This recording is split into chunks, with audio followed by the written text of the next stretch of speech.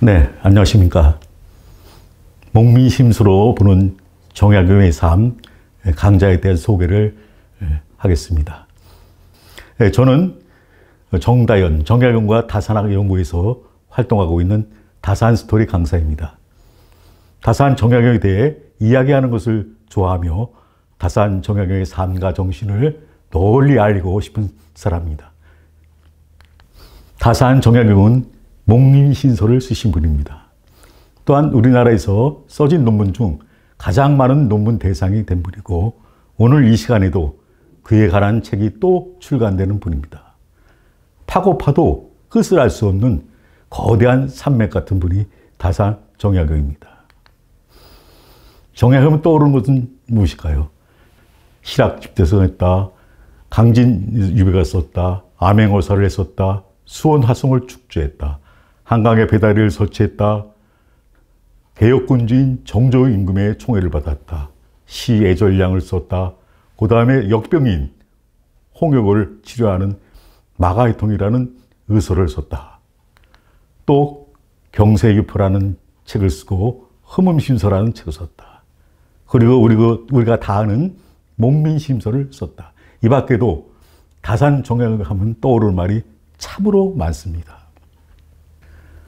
다산 정약용은 사서육경인 경학과 경세유표, 목미심서, 흠음신서의 경세학을 통달하신 분입니다. 500권이 넘는 저술, 정치, 경제, 지리, 문화, 의학, 과학, 군사학 등 다방면에 그친 저술을 남겼으며 2000여 서의 시를 지은 시인이기도 합니다. 다산의 삶은 18년의 유배 생활 등 파란만장한 삶이었습니다. 소설보다 더 소설 같은 삶, 대하 드라마 같은 삶이었습니다. 이런 위대한 인물을 우리는 만나고자 하는 것입니다.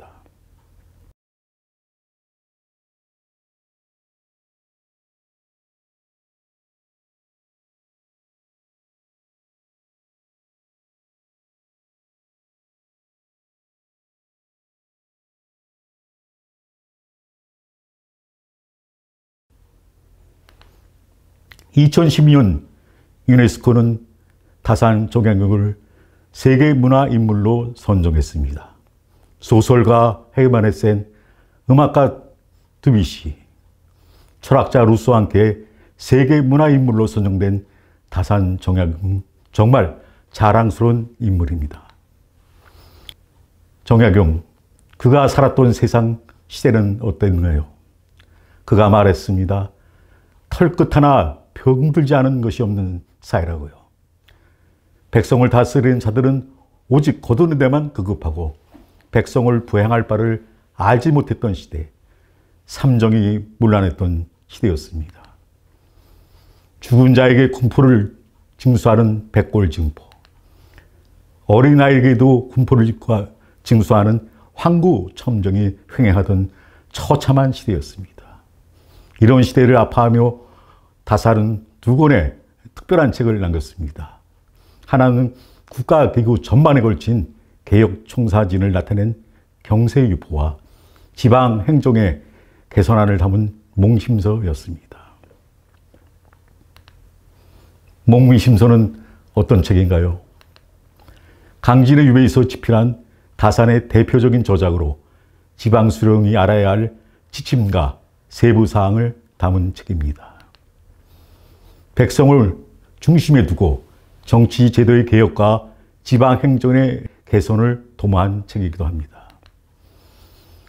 공직에 임명된 때부터 임기를 마칠 때까지 어떠한 마음 자세로 임해하는가를 아주 세세하게 수록한 책입니다. 부임, 율기 등 총 12부, 각 6조씩 72조로 구성되어 있습니다. 목미는 무슨 뜻이며 심서라고 왜 했을까요?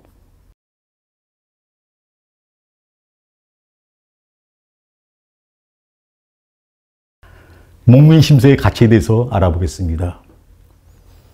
목미심서는 조선의 사회상을 속속들이 구체적으로 그려낸 인문학의 고전입니다.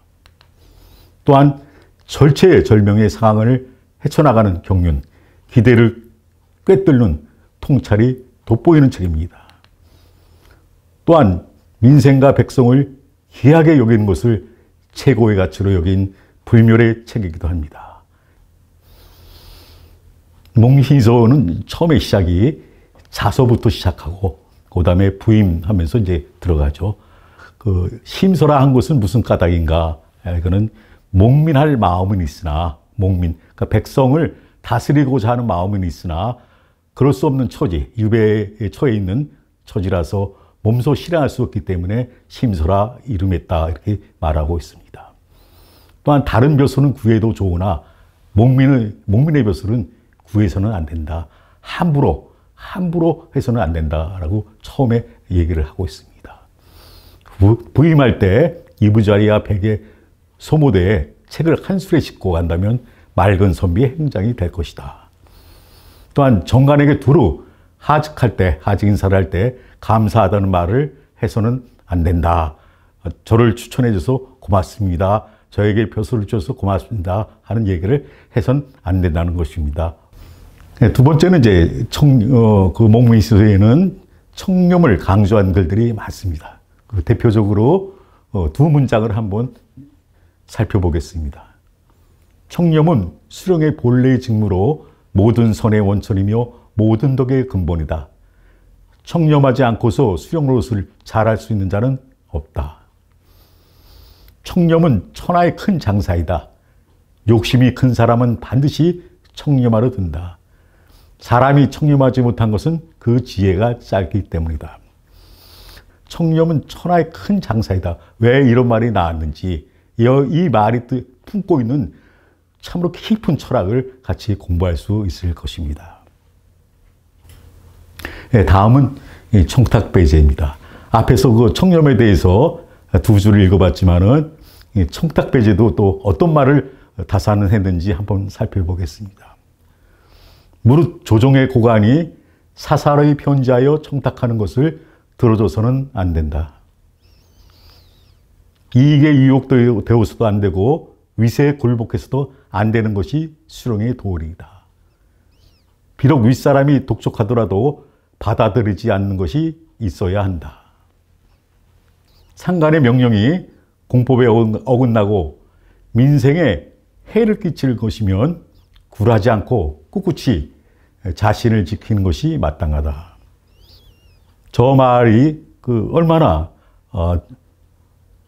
엄정하고 두려운 말입니까? 윗사람이 시키는데 아니할 수 있어야 된다는 거. 오늘날 우리 사회 공직자에게도 정말로 필요한 말입니다. 이 말을 다산은 피를 토하는 심정으로 200여 년에 했습니다. 이렇듯이 목민서에 있는 여러 가지 말 중에 세 가지 사항에 대해서 간단하게 살펴보았습니다. 목민서에 있는 글 하나하나가 여러분의 삶을 새롭게 했으면 좋겠습니다. 그럼 다산 정신은 무엇인가? 다산 정신에 대해서는 많은 학자나 많은 사람들이 각각 다르게 생각을 하고 있을 것입니다. 제가 보기에 다산 정신은 이렇습니다. 첫 번째 공정입니다. 두 번째 청렴입니다. 세 번째 뭐니 해도 개혁 정신입니다. 네 번째 애민입니다. 백성을 사랑하는 마음. 이 전체를 아우르는 것이 사랑이라고 생각합니다. 이러한 다산 정신은 과연 오늘날에도 필요한 것일까요? 이번 영상은 목민서에 있는 한 줄, 그 일부분을 함께 살펴봤습니다.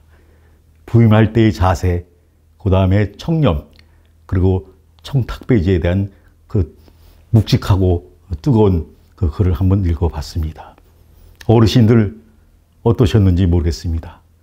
이제 시를 한 수 낭송하면서 마무리하도록 하겠습니다. 노인의 즐거움은 다산이 71세에 쓴 시입니다. 늙은 사람 한 사람 유쾌한 일은 북 가는 대로 마음껏 써버리는 일. 구태여 문장의 틀에 구속될 필요 없고 고치고 다듬느라 더딜 것 없네. 흥이 나면 당장의 뜻을 살리고 뜻이 되면 당장에 글로 옮기네. 나는야 조선 사람 조선시 즐겼으리. 예, 다사는 이천여수의 시를 지었습니다. 본 강좌를 통해 다산 정약용 선생으로부터 위로를 받고 용기를 얻는 행복한 시간이 되기를 바랍니다. 네, 감사합니다.